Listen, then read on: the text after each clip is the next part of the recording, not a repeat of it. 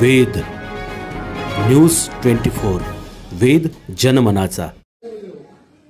नमस्ते, आम्ही सगळे हे पर्यटक श्रीनगरमध्ये आहोत आणि कालपासून इथे आम्ही आलो। तर काल जो काही हल्ला झाला त्याच्यामध्ये आम्ही पुण्यातले 12 जण आहोत। हे नाशिकचे आहेत आणि ही फॅमिली अहमदाबादची आहेत। असे अनेक जवळजवळ 60 ते 65% पर्यटक इथं अडकलेले आहेत। कालचा हल्ला झाल्यानंतर आणि ही बातमी आल्यानंतर सगळे प्रचंड घाबरलेले आहेत। मला प्रशासनाला एवढंच सांगायचं की कृपया इथनं विमानाची सोय तातडीने करावी। आमच्यासोबत एक टुरिस्ट इथले आहेत की ज्याप्रमाणे हल्ला झाला म्हणून आम्ही सगळे भयभीत झालो, पण इथल्याच टुरिस्ट लोकांनी या नाशिकच्या फॅमिलीला स्वतःच्या हे ते आहेत भैया, आपका नाम क्या है?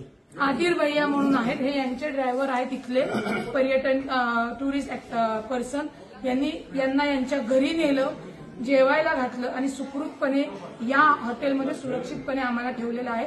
या हॉटेलमध्ये नाही म्हणलं तरी 101 जण पर्यटन अडकलेले आहेत। काहींच्या फ्लाईट उद्या आहेत, परवा 13 आहेत, परंतु आजच ही सगळी मंडळी इथनं सुखरूपपणे विमानतळावरून स्वतःच्या घरी गेली पाहिजेत। कारण का किती जरी सांगितलं की मिलिटरी रस्त्यावर आलेली आहे तरी कोणीही फिरण्यासाठी आता इथं तयार नाहीयेत। आणि हे जे काही टुरिस्ट ऍक्टिव्हिटी आहेत यांनी जी काही मदत केली यांना ती शब्दात सांगू शकत नाही। कारण का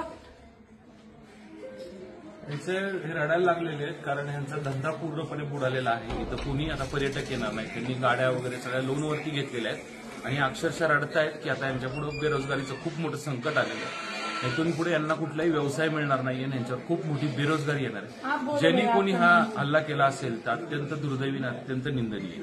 आप भी बोलिए, क्या बोलना है आप? ये जो भी हुआ बिल्कुल अनफॉर्चुनेट एक्ट है, होना नहीं चाहिए था। वो तो वहाँ पे मासूम बच्चे थे फैमिलीज के साथ, वो तो यहाँ पे वेकेशंस के लिए आए थे, हमारे साथ यहाँ एंजॉय करते थे, अपना भी घर चल रहा था, वो भी एंजॉय कर रहे थे। यहाँ की मोस्टली जो इकॉनमी है इसी टूरिज्म पे डिपेंडेंट है। अब ये जिसने भी किया वो जानवर ही होंगे, वो तो इंसान नहीं होंगे। पूरी इंसानियत का कत्ल है ये तो होना नहीं चाहिए था। अब तो इसका रिजल्ट हमें तो भुगतना पड़ेगा ना, जो भी इसका आउटकम आएगा, क्योंकि गलती एक करता है बदनाम पूरे सारे लोग हो जाते हैं। अब तो क्या करेंगे? आमचं महाराष्ट्र सरकारला, कर्नाटक सरकार असेल, सगळ्या स्टेटला लोकांना विनंती आहे गव्हर्नमेंटला की तातडीने विमानांची एक्स्ट्रा विमानं अवेलेबल करून आम्हा सगळ्यांना इथनं सुरक्षितपणे आपल्या राज्यात घेऊन जावे आणि लवकरात लवकर ती हे करावी। मी महाराष्ट्राचे उपमुख्यमंत्री अजितदादा, केंद्रीय मंत्री मुरली अण्णा यांच्याशी संपर्क करून इथे जेवढे पर्यटक आहेत त्यांच्याशी बोलून आजच्याच त्याला हलवण्या माझ्या फॅमिलीसह ही सर्व पर्यटन ही माझी महाराष्ट्राची फॅमिली इथनं हलवण्याचा प्रयत्न करतोय।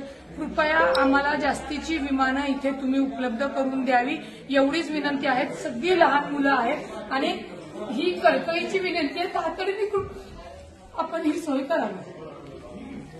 न्यूज 24 या चॅनलला लाईक, सबस्क्राईब आणि शेअर करायला विसरू नका।